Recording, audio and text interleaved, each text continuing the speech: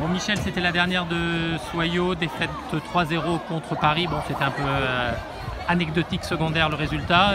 Soyaux a quand même montré un beau visage, c'est longtemps battu. Oui, c'est sûr. J'ai vu quelques principes que j'avais apportés en arrivant. Bien étirer les lignes, jouer dans la verticalité. Après Paris, c'est Paris, on le sait, quand Lyon est venu jouer ici, on a perdu 3-0. C'est un petit peu dommage qu'on ne puisse pas sauver l'honneur avec Stéphanie. Elle fait une belle action, Stéphanie, et bon, ça va à côté, mais voilà, c'est un résultat plus ou moins logique, on va dire. Mais on aurait pu au moins marquer un but. Vous avez senti vos joueuses motivées pour cette dernière? Depuis 2 matchs, on a vu au Paris FC, vraiment, il y a un bon contenu, mais on fait trop d'erreurs directes. Je l'ai déjà dit au bout d'un mois quand je suis arrivé. Je crois que je n'ai pas besoin de revenir sur toutes les problématiques qu'on a eues.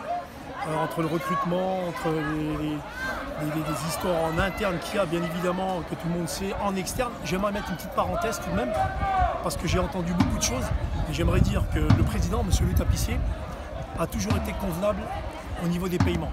Il y a eu une fois, et ça je lui dis très clairement, je rends à César ce qui appartient à César, un retard une seule fois depuis que je suis ici. Donc je pense qu'on a quand même attaqué ce monsieur pour un retard de 5 jours, si je me souviens bien. Je pense que c'était un peu compliqué, un petit peu difficile de l'entendre. Je comprends les filles qui n'ont que ce revenu-là. Et voilà, je voulais quand même dire une chose, c'est que tout le long de l'année, tout le monde a été payé dans les temps. Il est arrivé une seule fois, effectivement. Il y a d'autres choses qui lui sont reprochées, notamment sur les... Voilà, je pense que quand même, je trouve que c'était un peu dur. Sur la sécurité sociale, j'ai ouvert la parenthèse, je ferme la parenthèse, c'est arrivé une fois, ça peut arriver, voilà, comme dans toute entreprise. Donc voilà, je voulais quand même le dire, parce que ça, on ne doit pas lui enlever ça. Même s'il n'a pas tout bien fait, il n'a pas tout mal fait non plus. Je ferme la parenthèse, je vous écoute. Donc ce dernier match, c'était forcément particulier, c'était fort en émotion de se dire que voilà, c'était la fin, et en plus c'était le dernier match en D1 pour Soyaux, pour le public. Oui, il faut à un moment donné aussi gérer ses émotions. J'avais dit que d'un point de vue structurel, le club n'est pas prêt. Ce club-là a pris beaucoup de retard. Je pense qu'il s'est un petit peu endormi avec les années. Tout allait bien. Cette année, il n'y avait quand même que 19 joueuses de disponibles. C'est très peu quand on a 18 joueuses qui peuvent être sur la feuille de match. Je voulais du recrutement, il n'y a pas eu de recrutement. Le club m'a dit clairement, et je comprends, les problématiques financières, parce qu'on l'a bien vu. Donc non, il faut que le club prenne conscience qu'il faut se structurer. Donc on ne peut pas avoir 4 endroits où on s'entraîne, il y a des choses qu'il faut améliorer. Donc je l'ai vu, j'ai identifié, je l'ai dit, j'ai fait avec les moyens du bord. On s'est battu jusqu'au bout. Moi je félicite les joueuses, très sincèrement, parce qu'elles n'ont rien lâché jusqu'au bout. Et le staff également a fait le maximum avec les moyens du bord. Donc on a essayé de trouver des solutions, et même en interne, avec des remplacements un petit peu sur le banc pour avoir un autre interlocuteur, ça n'a pas fonctionné malheureusement. Effectivement, contrairement aux autres années, il n'y a pas eu de mercato hivernal, et voilà, c'est à cette période que vous vouliez recruter, et c'est là qu'on voyait que le club avait moins les moyens, vous voulez moins les mettre. Les personnes qui connaissent, qui ont connu le groupe de l'année dernière m'ont dit que tu as un groupe moins fort que l'année dernière. Vous rajoutez à ça un niveau de cette année plus élevé, vous vous retrouvez vite fait en difficulté. Donc je l'avais dit au mois de novembre, on y est, on est au mois de mai, fin mai.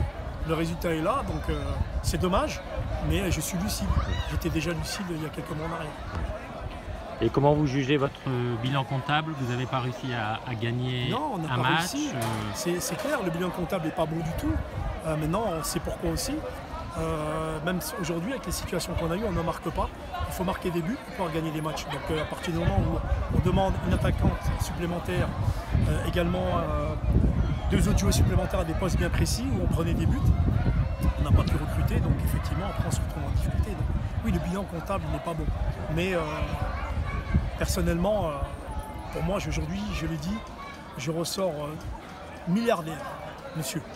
Je suis milliardaire aujourd'hui parce qu'avec cette expérience-là qui est exceptionnelle, j'ai bien dit exceptionnelle, eh ben, on ne peut que grandir. Donc moi, je remercie M. Le Tapissier de m'avoir choisi. Aujourd'hui, on ne sait pas de quoi il fait demain. Je suis sous contrat, je suis disponible. S'il faut rebâtir une équipe en D2 pour remonter, ben je le ferai d'une autre manière parce que je n'ai pas choisi quand je suis arrivé, parce que je suis arrivé en cours de saison. Il y a aussi une problématique d'entraîneur, c'est que si on prend ces 3 dernières années, vous avez quand même, si je prends Tom Bouvier, 8 entraîneurs qui sont passés. Ce n'est pas possible. Il faut une stabilité. Cette stabilité, il faut la trouver avec des choix précis et forts. que ce soit du côté des joueuses, que ce soit du côté des entraîneurs et du staff. Donc moi, j'ai mon idée, je l'exposerai au président actuel ou au futur président s'il y en a un. Après, c'est lui qui décidera parce que je ne suis pas patron. Bien.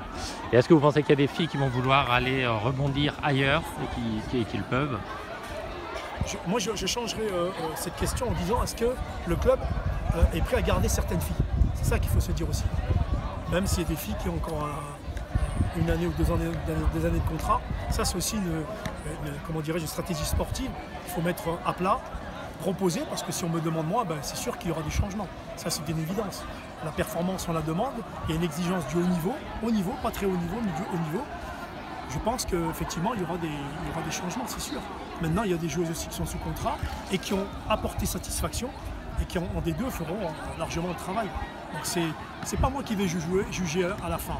Moi, je vais proposer, si on me le demande, je proposerai, je mettrai un organigramme en place, mais à tout niveau, joueur, staff.